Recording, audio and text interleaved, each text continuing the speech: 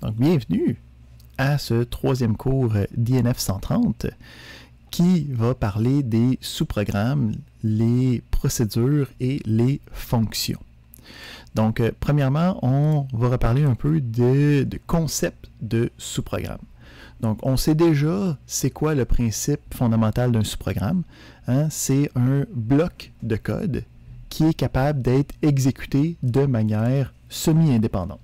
Donc, on a déjà fait des sous-programmes. C'est ça qu'on fait à chaque fois qu'on écrit sub. Puis qu'à l'intérieur, on a différentes instructions. Donc, on a une procédure ici. Donc, le sub, c'est pour une procédure. Puis, je peux l'exécuter avec le gentil bouton play. C'est des choses qu'on sait déjà. Qu'est-ce qu'on ne sait pas? C'est qu'il existe deux types de sous-programmes. Donc, il existe les procédures, les subs, comme on a déjà vu. Puis, il existe aussi les fonctions. Donc, c'est quoi la différence entre les deux? C'est que le principe d'une fonction va nous permettre d'avoir une réponse à la fonction. Donc, d'avoir un résultat que je vais pouvoir utiliser à l'intérieur de mon programme. Donc, si on regarde, on en connaît déjà des fonctions en fait. La majorité, c'est des fonctions arithmétiques. Mais si j'écris sin de 1.2, on peut comprendre que quand je vais activer le message box, juste implicitement là, par rapport à ce qu'on connaît de mathématiques, on peut comprendre que quand je fais ça, ça ne va pas afficher SIN parenthèse 1.2 parenthèse. Ce que ça va faire, c'est que ça va calculer quelque chose, puis ça va m'afficher le résultat de ce calcul-là. Donc, sin, c'est une fonction, puis une fonction peut être utilisée pour que la fonction soit évaluée, qu'elle soit exécutée, puis que le résultat prenne la place de l'utilisation. On va appeler ça un appel de fonction. Quand on utilise une fonction, on dit que c'est l'appel de la fonction. Donc, ici, j'ai ce principe-là qui me donne le 0.93, blablabla. Puis, je peux l'utiliser dans le restant d'une expression. Okay? Donc, si je fais ça plus 1, hein, ben, ça va être le résultat de la fonction plus le 1 qui va me donner le 1.93, blablabla. Donc, le principe d'une fonction, ça va être d'avoir un bloc de code qui est capable de s'exécuter, puis qui, en plus, va être capable de retourner une valeur. Donc, une autre fonction qu'on a connue, c'est en fait la fonction input.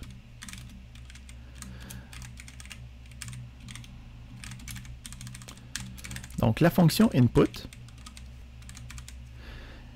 ce qui va arriver, voyons, input box. La fonction input box, okay, va s'exécuter, puis va avoir comme retour, hein, va avoir comme réponse. Donc, quand on dit la réponse de la fonction, on va parler d'un retour. Donc, le retour de la fonction va être assigné à notre élément qui est à gauche avec notre opération d'assignation. Donc, on a le principe de fonction qui va me permettre d'avoir des sous-programmes qui me retournent une réponse. Parfait. Donc, juste pour parler des procédures, pour être certain qu'on comprenne bien le principe, hein, on a les différentes procédures, puis on est capable d'invoquer d'autres procédures, okay, avec le mot-clé call. Donc,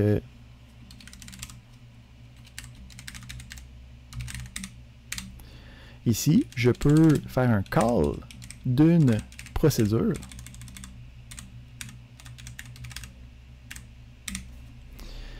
Puis, quand j'exécute ça, il va aller prendre le contenu de celui-là puis l'exécuter. Donc ici, si, mettons, j'essaye, puis qu'est-ce qui est le fun, c'est que quand je suis en train de faire des sous-programmes, je peux facilement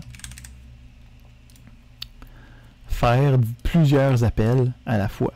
Okay? Donc ici, ce qui va se passer, je vais avoir un input box, je vais avoir un message box, Puis ça va faire un deuxième appel à ma procédure, ça va refaire l'input box, ça va refaire le message box. Fait que si on essaye ça, j'ai un premier input box, j'ai un message box, j'ai le deuxième input box, j'ai le deuxième message box.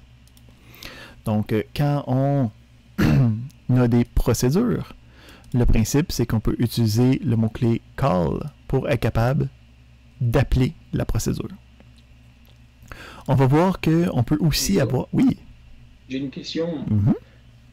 Si je veux par exemple faire un call message box là, disons N fois, est-ce qu'il n'y a pas une possibilité d'écrire la fonction en une seule ligne au lieu d'écrire à chaque fois call autant de fois? Bien sûr. Donc, on a vu le principe de boucle. Hein? Donc, tu pourrais créer une boucle qui va faire le call à l'intérieur. Donc, ici, on pourrait avoir très facilement un gentil dim, puis on a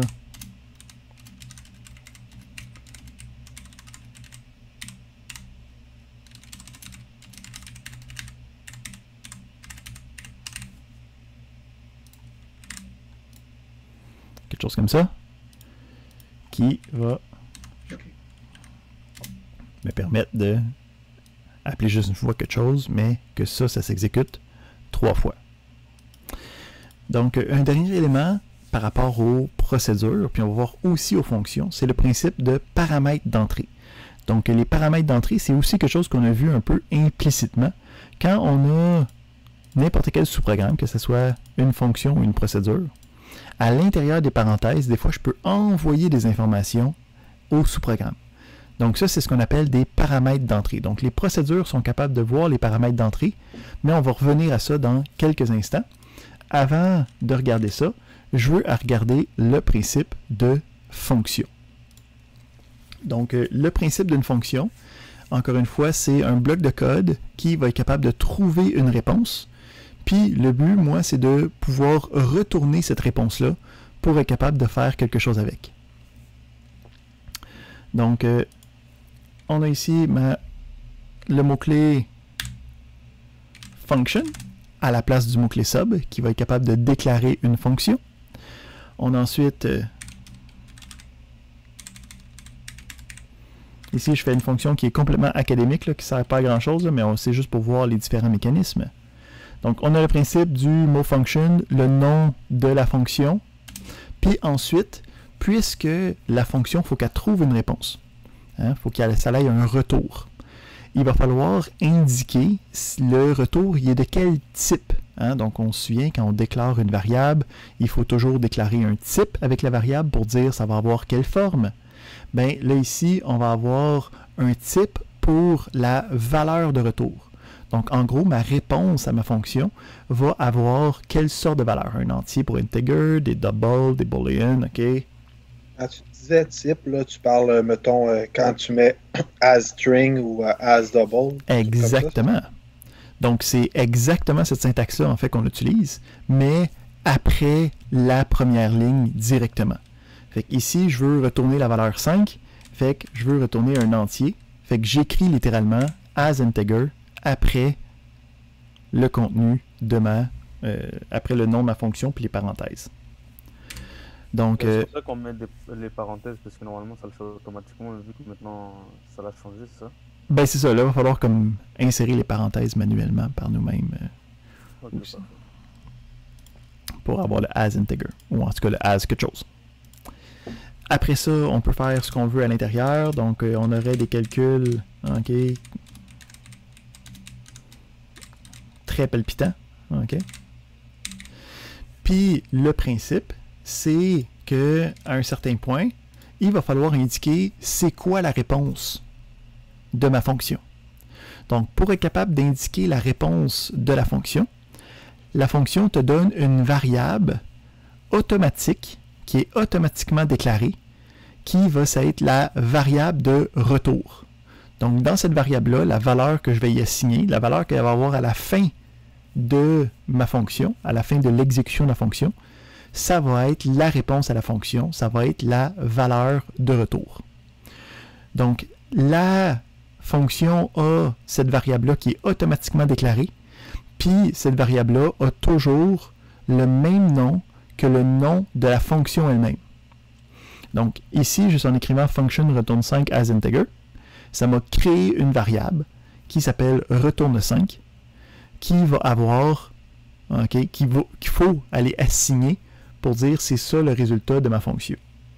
Fait qu'ici, on pourrait avoir, je veux assigner le résultat de ma fonction, donc même x, pour dire que je l'utilise ici.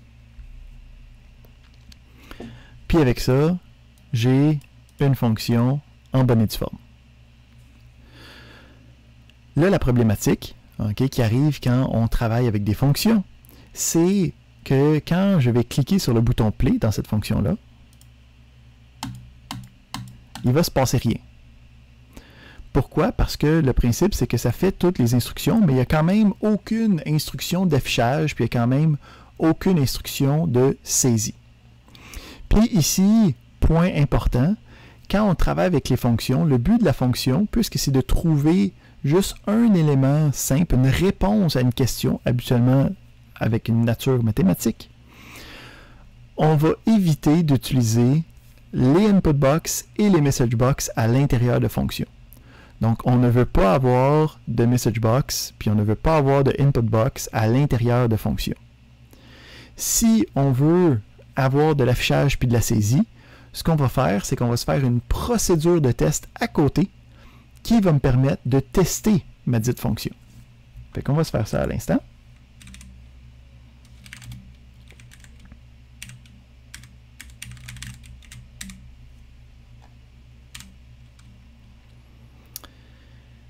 Fait qu'ici...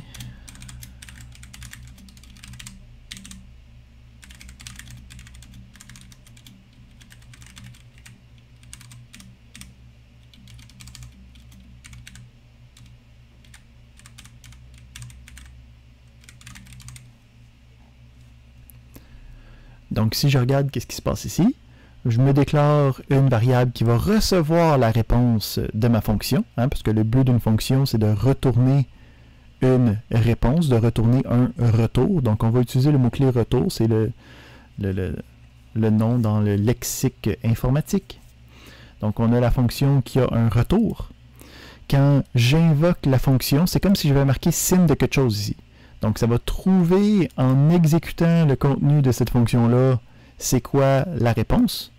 Ici, j'ai calculé x c'est 3 plus 2, puis là, je dis que ma valeur de retour, c'est égal à x, fait que ça devrait retourner la valeur 5.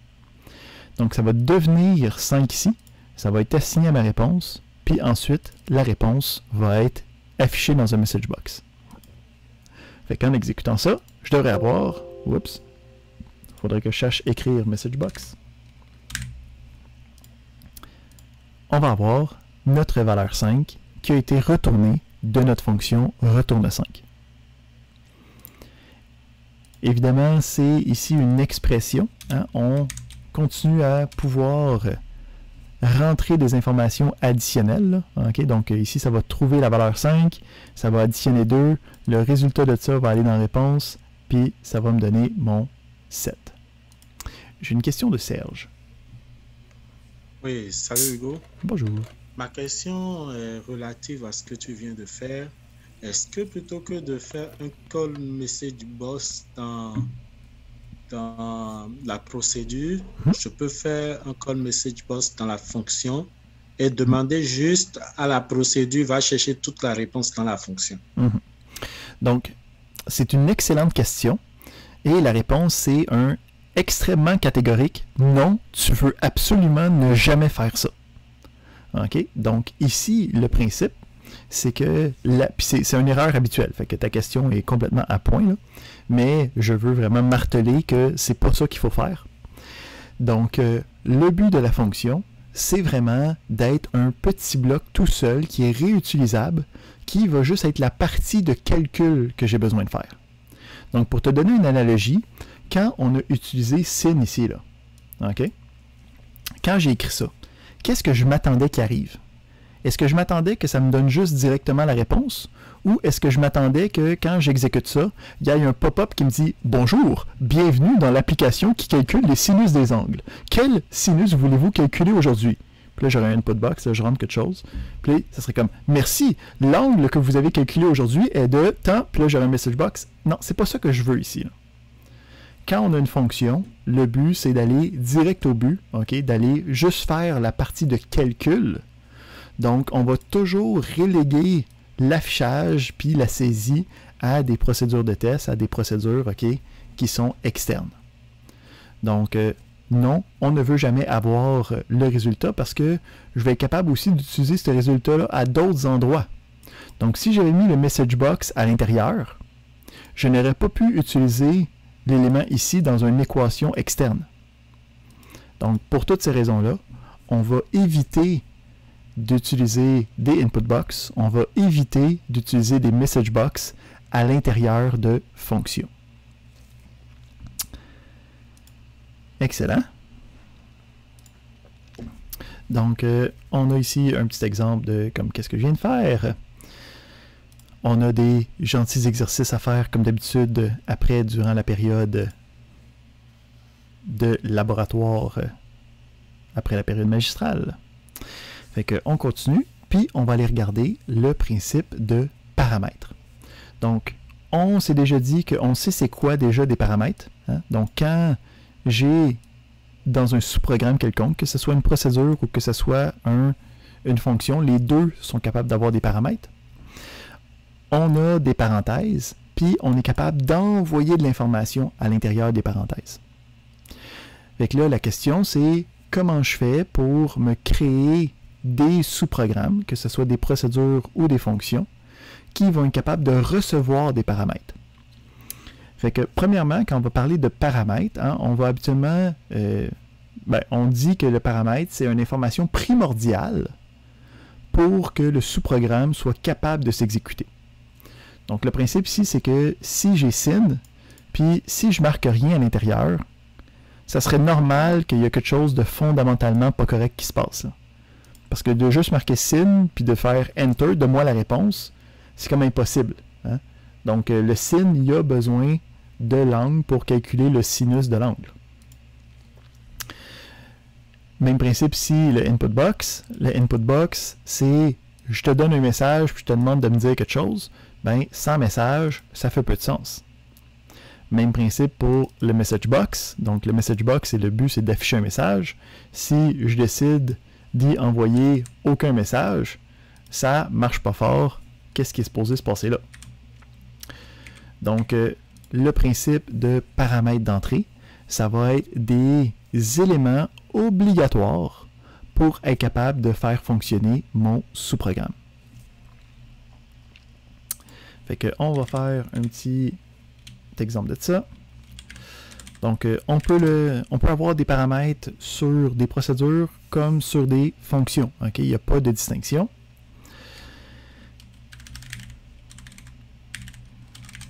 J'ai une petite question rapide. Oui. Ça serait quoi la différence entre public et private? Sub, si je ne me trompe pas, ce que tu indiques au départ. Là. C'est une excellente question. Est-ce que tu es obligé de le mettre à chaque fois que tu commences? En fait, quand est-ce que tu le mets? T'es définitivement pas obligé de le mettre parce que, comme tu peux voir, j'ai jamais écrit public encore une fois dans la session, dans les exercices que j'ai faits. Ouais, c'est ça qui me bug, là, parce que des fois, je le vois, mettons, dans les séances de TP, je les vois, puis des trucs comme ça, puis je me pose la question. Tu peux faire fi de ça dans ta vie. On va voir ça, en fait, la semaine prochaine.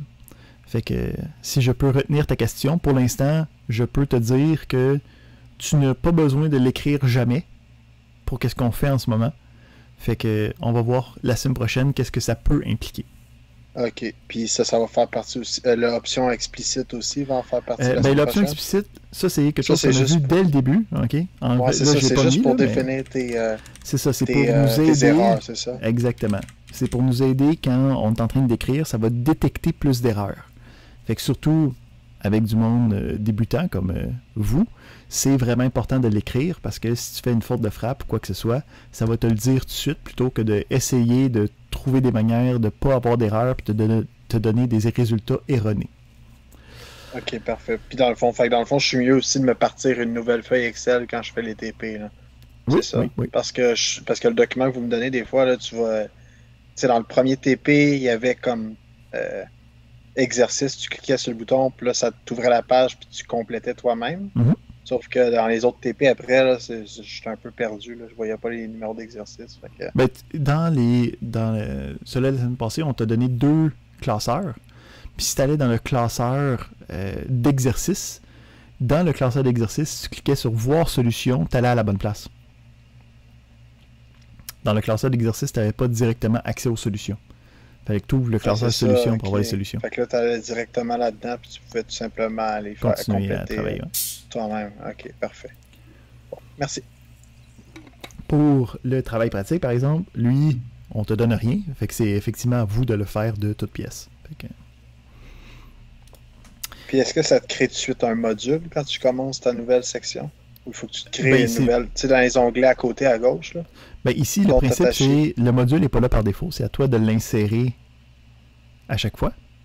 Puis, en gros, considère un module comme étant un fichier texte. Ça, ok, c'est ça. Fait que c'est une portion, puis plus tu as de modules, plus ton programme est complexe. Exactement. Ok, c'est bon. Merci. On va aussi revenir à ça, le principe de différents modules, la semaine prochaine. Puis on va voir que dans le TP, on te demande de le sectionner en différents modules. Mais pour l'instant, c'est pas grave s'il faut commencer à puis tout mettre dans le même module. Ça va être un petit peu de copier-coller plus tard. Ben oui. Une question concernant VBA. Puis mettons, pour travailler en équipe, y a-t-il une façon qu'on peut tout taper du code en même temps là-dessus? Ou je veux dire. Pas en tout. On peut-tu mettons, si je mets ça sur. Nous autres, on l'a mis ça sur OneDrive. Oui. Puis on a comme tout perdu ce qu'on avait fait. Là. Oui, parce que quand tu le mets sur OneDrive, ça perd son extension XLSM. Oh. Fait que tu ne peux pas le mettre sur comme Office 365 où c'est que tu as le partage de documents genre sur Google Drive. Là. La problématique ici, c'est que VBA, c'est une vieille technologie, ok, où c'est qu'il y a des industries au complet qui se sont basées là-dessus sur être capable de rouler du stock de VBA. Puis quand est venu le temps de prendre le tournant informatique puis le tournant du web, Microsoft a dit nous autres, on pense arrêter de faire fonctionner VBA pour avoir comme des versions alternatives ou des meilleures versions. Puis là, l'industrie leur a dit si tu fais ça, on arrête d'acheter Office parce que nous autres, on a comme genre 300 000 heures de travail, ok, de managers puis de secrétaires qui ont travaillé sur leur classeur Excel puis sur leur fichier Word dans VBA. Puis comme si tu enlèves ça, comme nous autres, on va pas comme recommencer toutes ces affaires-là. Fait que Microsoft a dit OK, on le laisse là, mais on y touche plus jamais. Fait que si tu regardes, quand on a l'éditeur, OK, on a ici le copyright, OK, qui date de 2012, qui est la dernière version que Microsoft a mis à jour de VBA. Puis la dernière version, c'était juste une petite patch, là, OK, il n'y avait rien de majeur, là. Fait que c'est une affaire qui commence à avoir une dizaine d'années, une quinzaine d'années, puis en informatique, il y a 15 ans, Facebook, ça n'existait pas. Hein, ouais, je comprends. Dans ce cas-là, avez-vous comme un conseil à nous donner pour être capable de justement travailler, faire un TP en équipe à distance, se partager les fichiers, tout ça, je suis même pas sûr de comment je peux faire. Là. Il n'y a vraiment pas de bonne solution pour du VBA. Donc, si on était dans d'autres langages de programmation, si on était dans des affaires plus modernes, il y a des solutions pour nous aider. Mais ici, il n'y a vraiment rien qui peut facilement régler les problèmes autres que de se renvoyer le fichier mis à jour ou s'envoyer juste des documents texte avec les nouvelles affaires que tu vas rajouter. Fait que c'est triste, mais c'est la limitation du domaine de VBA. D'accord, c'est bon. Puis ça m'attriste, ok, ça me fâche, en fait. Personnellement, je partage ton calvaire. Est-ce que l'école va penser à peut-être nous former dans un autre programme de si vous sentez... si on veut que VBA, si c'est aussi désuet que vous semblez dire? Le principe, c'est que c'est ça que ça se peut que tu tombes dessus en entreprise. Parce que, comme j'ai dit, il y a plusieurs entreprises qui sont basées là-dessus. Il existe, pour apprendre les fondements de programmation, des langages qui sont bien meilleurs, mais malheureusement, je ne suis qu'un pauvre et de la plèbe des enseignants qui est un chargé de cours. Donc, j'ai malheureusement pas le oui-dire sur le déroulement du curriculum. Je ne peux que l'appliquer. C'est bon. Mais il existe, il y en existe en fait d'autres cours. Si tu regardes, il y a des ateliers de Python, qui est un des langages qui est le plus en demande, autre que, en fait, qui est le plus en demande en ce moment, puis qui est aussi applicable sur les différentes affaires que tu pourrais automatiser dans ta vie. Puis, en tout cas, quand l'école était ouverte, là, puis que tu pouvais te présenter, là, il y avait des ateliers, qui étaient donnés à toutes les sessions où c'est que tu pouvais suivre ça, là, comme genre 3 soirs durant une semaine, durant un mois, là, où c'est que tu pouvais comme te mettre à jour par rapport à d'autres langages qui pourraient être plus utiles dans le monde moderne. On était à nos paramètres. Donc, on a le principe de paramètres, c'est envoyer de l'information primordiale.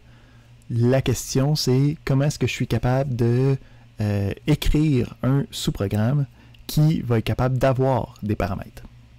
Donc, on va se créer une petite procédure.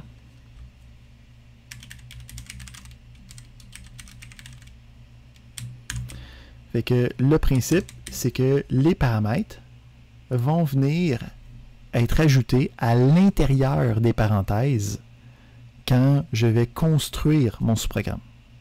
Fait que ici, j'aimerais ça être capable d'avoir 2 informations initiales, puis d'être capable de trouver la somme des deux, mettons, puis de l'afficher.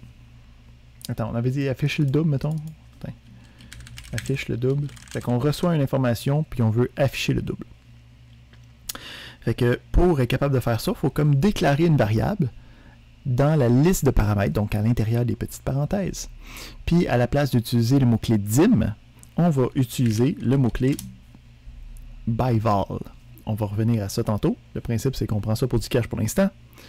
On lui donne un nom de variable, puis on lui donne un type, comme si c'était une variable. Parce que ça l'est en fait. C'est juste que c'est une variable qui est un paramètre d'entrée. À partir de là, je peux faire mon message box. Parfait.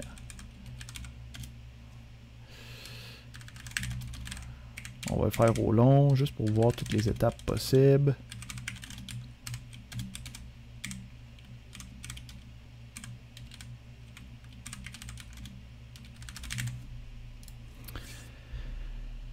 OK, donc le principe ici, c'est que je reçois un nombre, je vais être capable de prendre un nombre, puis ce que je regarde, c'est que je peux l'utiliser à l'intérieur de mon sous-programme, comme si c'était une variable, puis non seulement comme si c'était une variable, mais comme s'il y avait déjà de l'information pertinente à l'intérieur. OK, parce que le principe, c'est que moi, je vais utiliser ce sous-programme-là, puis c'est moi qui va fournir le nombre que je veux doubler. Fait qu'on peut regarder, après ça, bon, on affiche le résultat. Ça, c'est des choses qu'on devrait connaître à ce point-ci. Déclaration de variable, assignation, affichage. Là, ici, on a un autre problème, okay, un peu comme la fonction. Quand je vais essayer d'exécuter ça, là, ça va juste pas me laisser le faire. Là, quand j'ai cliqué sur le bouton play, c'est comme si j'avais cliqué à l'extérieur, okay, de sous-programme. La problématique, c'est que quand j'ai un sous-programme qui a un ou des paramètres d'entrée, je ne peux pas l'exécuter directement. Pourquoi? Parce que, puisque ça, c'est une information qui est variable, okay, qui va dépendre de l'appel, il ne sait pas c'est quoi nombre quand je fais juste cliquer sur play. Donc, c'est impossible d'exécuter directement un sous-programme qui a des paramètres d'entrée.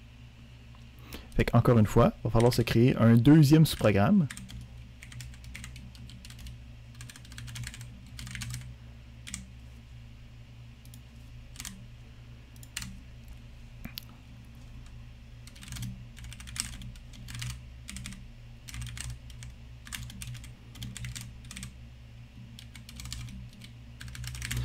Et quand j'appelle mon sous-programme, donc ici c'est une procédure, fait que je peux faire call. Donc le call est seulement utilisé avec des procédures. On peut voir ici que même VBA est conscient de où c'est que je m'en vais là, puis ça me permet d'aller voir rapidement c'est quoi ce qu'on appelle la signature de la fonction, donc la définition de la fonction. Ça me dit j'ai besoin d'envoyer un nombre. Fait que je peux ici prendre qu'est-ce que j'ai dans ma variable, l'envoyer, puis qu'est-ce qui va arriver? C'est que la valeur qui est ici va être assignée dans le paramètre d'entrée.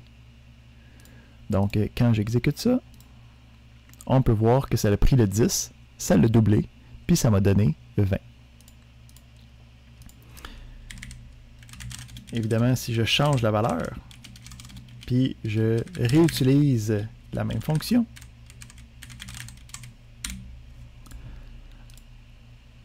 mettons, on va mettre quelque chose qui va donner quelque chose de complètement différent. Fait qu'on va avoir le premier qui va prendre le 10, va l'utiliser, va afficher le 20. Puis après ça, ça va prendre le 16, ça va aller dedans, ça va le doubler, ça va donc afficher le 32. 20, 32. Les paramètres d'entrée, on peut en avoir plusieurs. Donc, on peut les délimiter avec une virgule. Donc, entre chacun, ok, une virgule, puis après ça, tu auras un autre byval, puis tu pourrais avoir un autre. Il faudrait qu'il y ait un autre nom.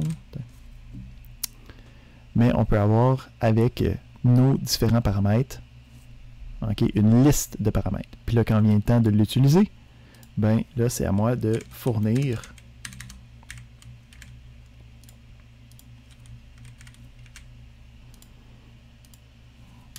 là, on pourrait l'utiliser ici, mettons, juste par principe, pour avoir quelque chose de différent.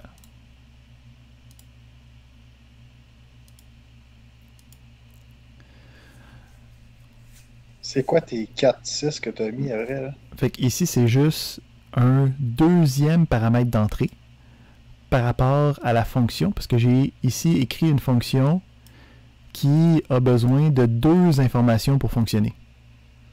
OK? Donc, j'ai rajouté un deuxième paramètre. Donc, pour être capable d'utiliser cette fonction-là, il faut que j'envoie une deuxième information. Fait que la première fois, la première information, j'envoie le 10, puis j'envoie le 4. Fait que le 10, c'est mon premier nombre, puis le 4 va être utilisé comme nombre 2. Le deuxième coup, ça va prendre le 16 comme premier nombre, puis ça va utiliser le 6 comme nombre 2. Est-ce que ça répond à ta question? Je vais être certain que c'est... On aurait-tu juste pu marquer, Puis, mettons, 4. 16 puis 4, puis enlever envoi égale 16? Totalement. Ok, c'est bon.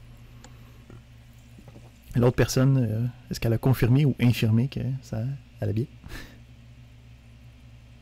Ouais, c'est correct, j'ai compris, là, dans le fond. Fait que dans le fond, le 4, c'est ça ce que j'ai dit, c'est que ça va prendre ton nombre, ça va le doubler, puis ça va soustraire le deuxième nombre que tu as écrit, le 4. Là. Exactement. Au lieu d'avoir écrit affiche, whatever, là, d'identifier ton nombre 2. Là. Mm-hmm. Exactement. Parce que j'aurais pu écrire envoi 2, ce qui a été un peu stupide au final. Ben c'est ça, là, c'est plutôt académique, là, on n'a pas de contexte, là, fait que les noms des choses sont un peu croches, là, puis pat-pat, là, mais le principe fondamental est là. C'est bon, j'ai compris. Excellent. Parfait. Fait que avec ça, on a les mécanismes fondamentaux pour être capable de créer nos différents sous-programmes, de créer nos fonctions, de ajouter des paramètres à nos procédures ou nos fonctions, puis on est capable de faire la majorité des choses qui sont demandées dans le travail pratique. Il y a, fait que là ici c'est l'exemple, c'est pas mal la même chose qu'on a ici. Il nous reste fait que là, il y a des exercices, puis il va nous rester une dernière chose à regarder par rapport aux règles des sous-programmes. J'ai une question ici de René. Est-ce que c'est une erreur que les 2 exercices sont identiques?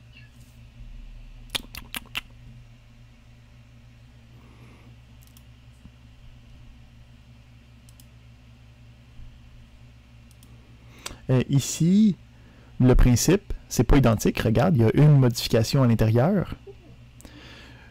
Le principe, c'est que je te demande de saisir la base et la hauteur dans celui-là parce qu'on n'a pas encore vu les paramètres.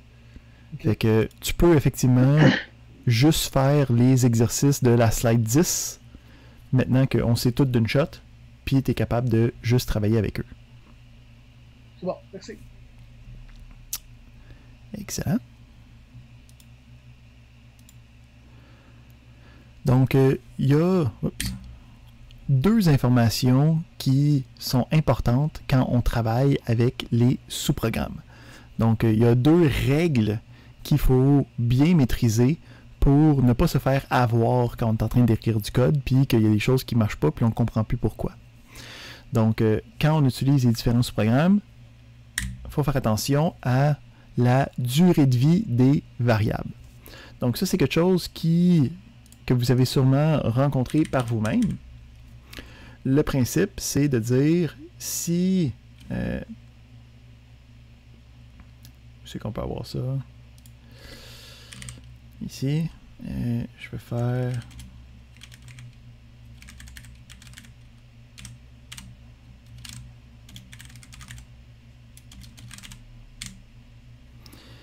fait que là, je vais faire réponse égale à retourne 5. Puis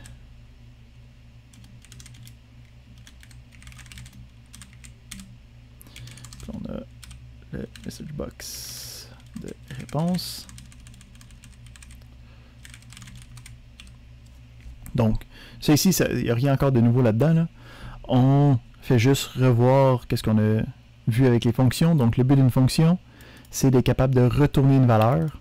Ici, j'ai une variable intermédiaire où c'est que je prends le résultat de la fonction retourne 5.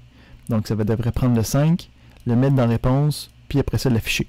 Fait que comment ça va se passer? C'est que ça commence ici. Quand il va arriver à retourne 5, il va aller ici, il va déclarer X, il va trouver la valeur de X, il va assigner X dans retourne 5. Puis après ça, il va revenir ici, il va exécuter ça. Fait que à ce point-là, on est capable de voir que ça me donne bien 5.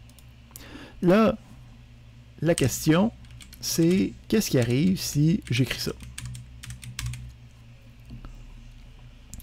Donc, encore une fois, je regarde le principe. Je commence ici, je déclare ma variable, j'exécute, j'appelle la fonction retourne 5. Ça va ici, ça me déclare X, ça me dit X est égal à 3 plus 2. Ça assigne la valeur de X dans mon retourne 5. Ça ici, c'est ma variable de retour parce que ça a le même nom que le nom de la fonction. Fait que ça fait en sorte que le 5 est retourné ici. J'assigne ça, je l'affiche, j'ai vu que ça me donnait 5. Mais là, ici, j'essaie d'afficher X.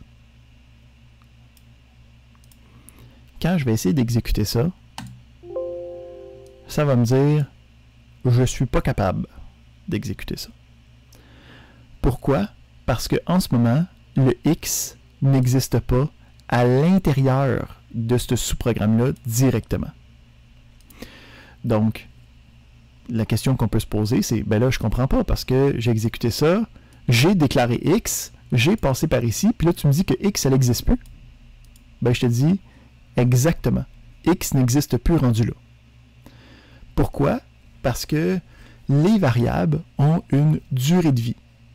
Ça veut dire que les variables ne peuvent pas juste exister jusqu'à la fin des temps. Hein? C'est évident que, mettons que si je ferme l'ordinateur puis je le réouvre, un moment donné, la variable va arrêter d'exister. Encore plus que ça, en fait, quand je suis dans un sous-programme, okay, un sous-programme, c'est un peu comme un chalet. Ce qui se passe dans le sous-programme reste dans le sous-programme. Donc, on a ici le X, mais ce X-là va seulement exister durant l'appel de retourne 5. Quand on termine l'appel, la variable X est effacée et elle disparaît. Ça va faire en sorte qu'on ne peut pas l'utiliser ici parce qu'elle n'existe plus à ce moment-là. OK? Donc, le premier principe, c'est la durée de vie de variable. C'est quelque chose que vous avez sûrement rencontré. Tout ce qui se passe à l'intérieur d'un sous-programme ne va pas se propager dans les autres sous-programmes. Les seules choses qui vont pouvoir être communiquées entre les sous-programmes, parce que là, le principe, c'est OK, mais si tout se passe puis je ne suis pas capable de rien sortir, c'est fatigant. Comment ça va marcher à long terme?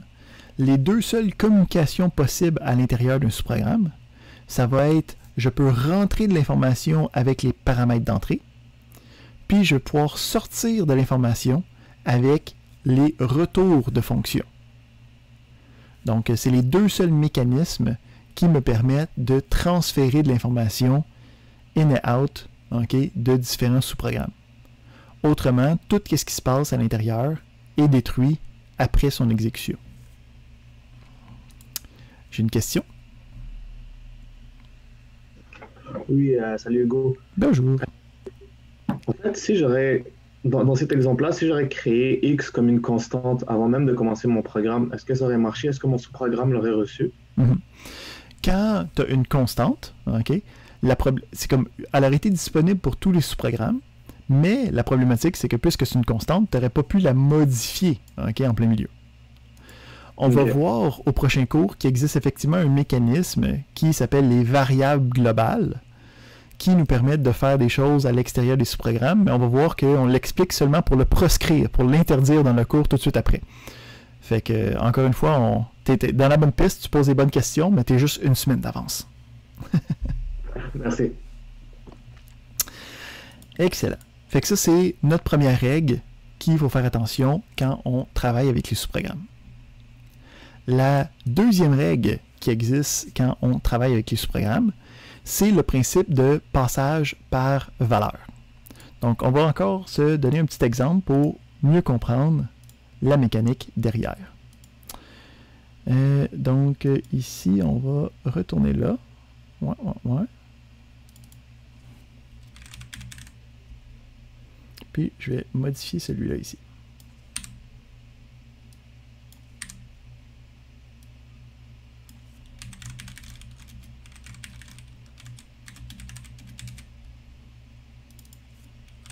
Donc, je vais simplifier mon programme de affichage double.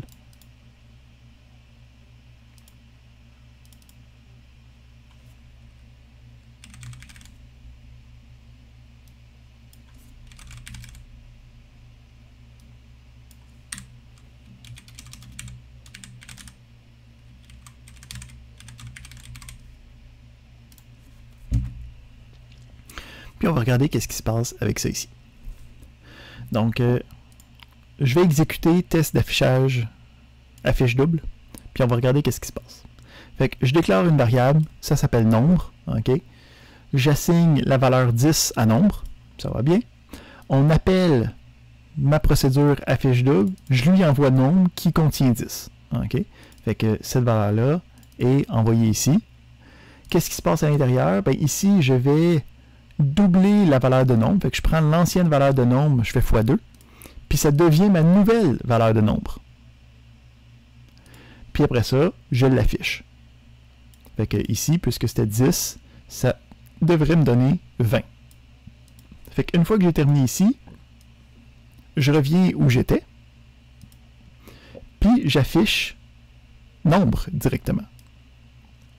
Fait que là, la question, c'est qu'est-ce qui arrive ici?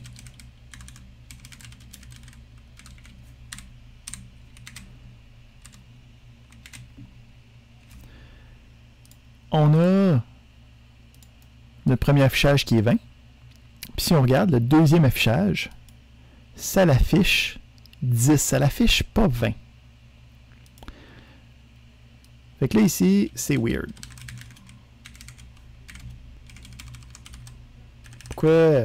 Pourquoi ça l'affiche 10? Ça revient à ce que vous avez dit tantôt, non? Oui! Donc, ici, qu'est-ce qui est important de comprendre? C'est que quand on a des différents éléments, ok, les éléments sont vraiment distincts. Puis, en plus, qu'est-ce que j'envoie ici? Ce n'est pas vraiment le nombre. Ok? C'est pas le nombre que j'envoie à nombre. Ce que j'envoie, c'est la valeur de nombre. Donc, lui, ce qu'il va regarder, c'est pas j'envoie la variable. C'est il va regarder le contenu. Puis, en regardant le contenu, c'est juste 10 qu'il va envoyer. Il n'y aura pas conscience que j'envoie la variable nombre. C'est pour ça qu'ici, on utilise le by val. Okay? Donc, c'est par valeur. C'est les valeurs qui sont transmises. Ça n'a pas rapport avec le nom de la variable ou quelle variable j'envoie. C'est seulement la valeur elle-même qui va être transférée. OK? Donc, c'est les valeurs, les noms des paramètres, OK? Ça n'a pas rapport avec ça. Excellent. Fait que ça fait le tour de la matière que je voulais voir aujourd'hui avec vous. Donc, pour le restant de la période, je veux qu'on se concentre sur les exercices.